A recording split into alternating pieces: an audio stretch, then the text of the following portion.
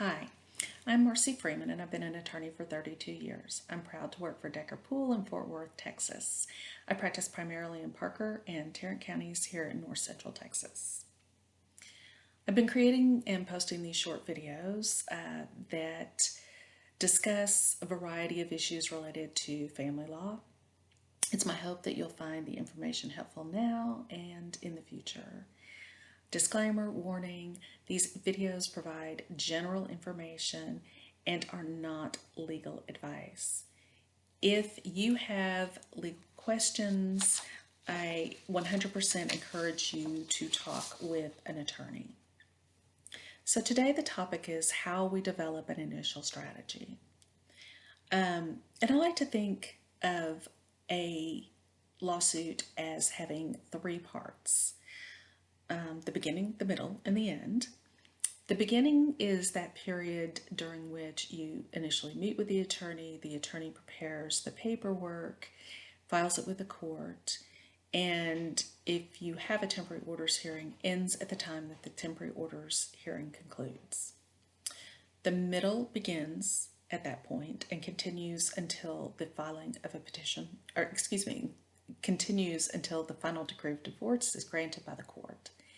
And then the end is that time period during which all closing documents are executed and signed.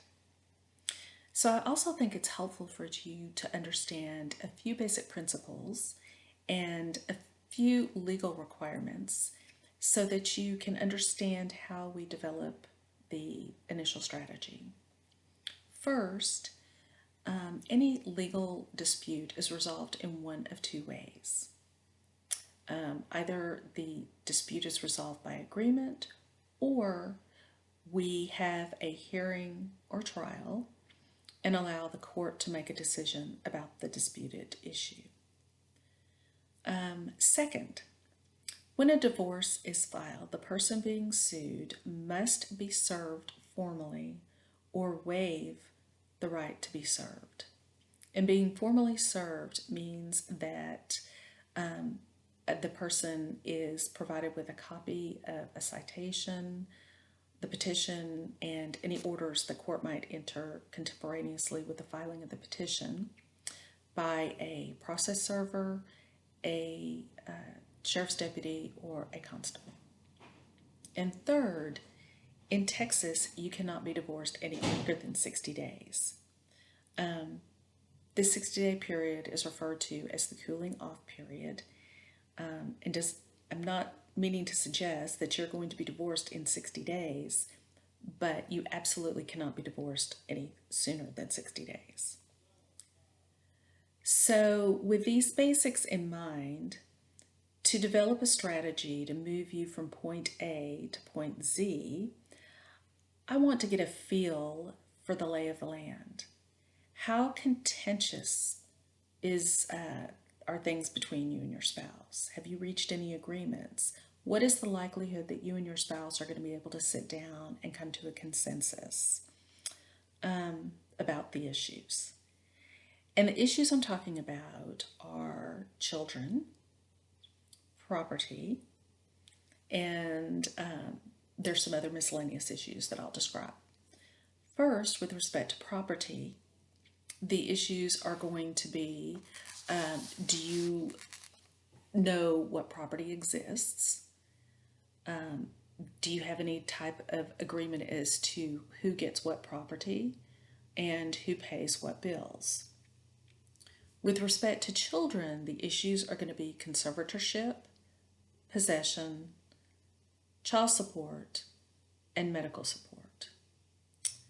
And then the miscellaneous but important information also I need would be whether or not domestic abuse is present, whether or not alcohol and or drug abuse is present, whether or not you have a good understanding of your financial situation, whether or not you need immediate financial support, and whether or not you wish to remain in the marital residence.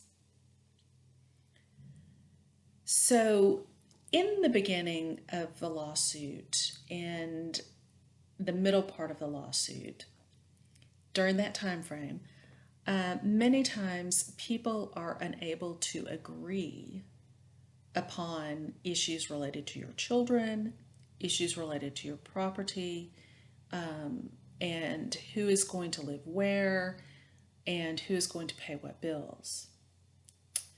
If that is the case, then requesting that the court set a hearing on temporary orders is certainly an option.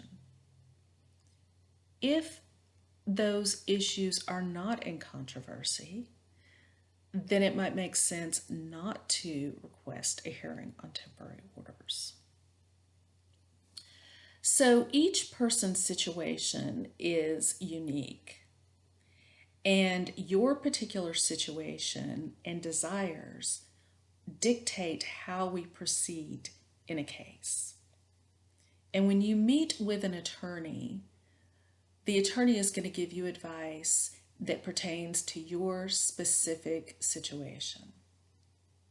So, thank you, and I will be back tomorrow with more information for you.